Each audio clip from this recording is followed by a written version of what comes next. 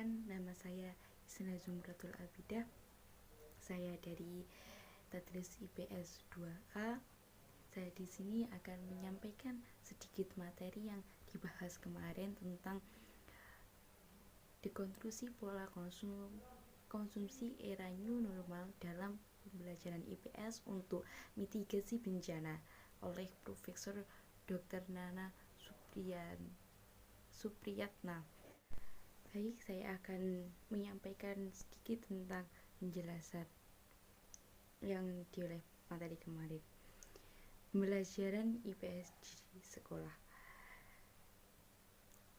Dekonstruksi dilakukan menawarkan cara baru yang relevan dan dengan isu kekinian dan menjadikan masa lalu sebagai pembelajaran.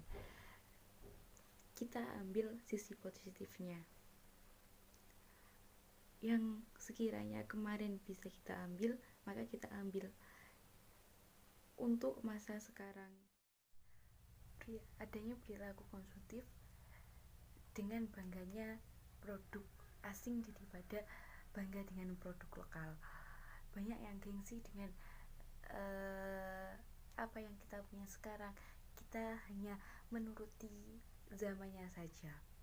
Selanjutnya, di era new normal ini banyak orang-orang yang lebih menggunakan belanja online daripada langsung ke lokasi, karena di dalam pandemi ini kita selain jaga jarak juga lebih aman. Tapi di sisi lain itu menyebabkan tercemarnya lingkungan karena penggunaannya secara terus-menerus, penggunaan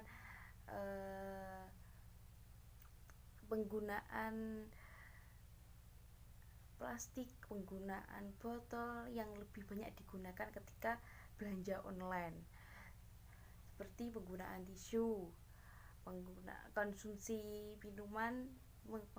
minuman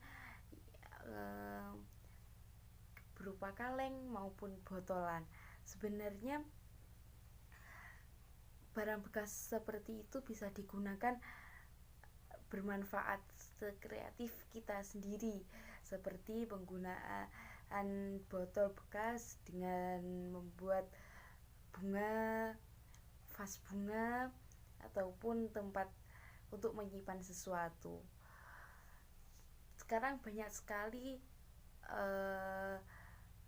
botol-botol, kaleng-kaleng yang terbuang begitu saja. Selanjutnya, penggunaan kosmetik pada kebanyakan itu yang menggunakan wanita. Di sisi lain, kosmetik itu dapat menyebabkan pembakaran hutan dengan bahan kimianya, dengan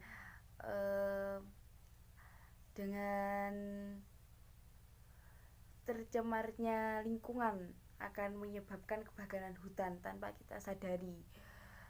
Selanjutnya yaitu perilaku penggunaan peralatan listrik secara berlebihan, seperti ketika kita melakukan daring online, sesuatu dilakukan dengan online, kita membutuhkan baterai yang banyak. Ketika kita menggunakan baterai yang berlebihan itu, kita akan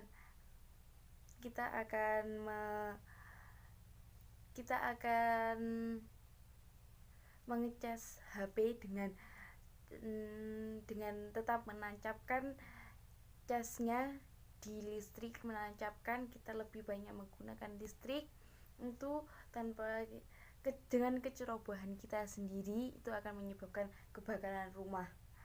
Ketika HP meledak, laptop, apa yang bersangkutan dengan elektronik, kita harus lebih hati-hati, lebih waspada, lebih memanfaatkan waktu luang ini dengan berolahraga dengan yang bermanfaat. Selanjutnya yaitu tentang Indonesia dan potensi bencananya. Indonesia memiliki banyak potensi bencana yang tinggi karena pengumpulan gunung Merapi yang masih aktif dengan potensi gempa vulkanik ataupun gempa tektonik akan menyebabkan Indonesia ini sering terjadinya gempa. Selanjutnya yaitu kawasan berbukit. Indonesia juga karena kan banyak gunung akan menjadikan kawasan berbukit. Kawasan berbukit itu juga akan menyebabkan tanah longsor kalau kita tidak merawatnya dengan baik. Bagaimana mitigasi bencana dari PBM IPS yang telah disampaikan kemarin, yaitu yang pertama, PBM antisipatif terhadap berbagai kemungkinan kebencanaan. Bagaimana caranya agar bencana itu sedikit, bagaimana kita bisa melindungi lingkungan, bagaimana kita bisa melindungi diri kita sendiri. Selanjutnya yaitu pendekatan konstekstual. Terus selanjutnya berpotensi pada masalah dan mengelola kecerdasan intelektual, spasial, dan kinestetik. Manfaat dari itu semua, kita bisa lebih hati-hati menjaga, lebih sayang dengan apa yang kita punya, lebih waspada dengan